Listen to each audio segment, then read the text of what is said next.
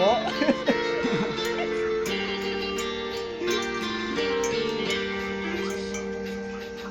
เมื่อใจเมื่อข้าวเพียงใครต้องใช้วันยืนหยุดกันและกันหนักท่วมฝ่าฟันกันขึ้นทางใดมากกลายเป็นอื่นมาเฮ็ดกันใดแต่โน้ใจคน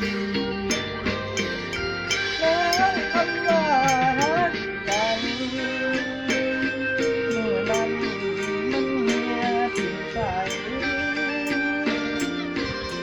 แล้วคนที่ว่ารักหลายเมื่อนี้เอาไผมาปนแค่บ่มีแห้งหายใจ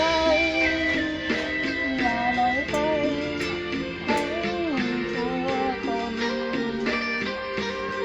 กันใจฟังเหตุผลของคนที่เศร้าหากันได้เลยอีกที่ได้อยู่ที่ไหนบุ๊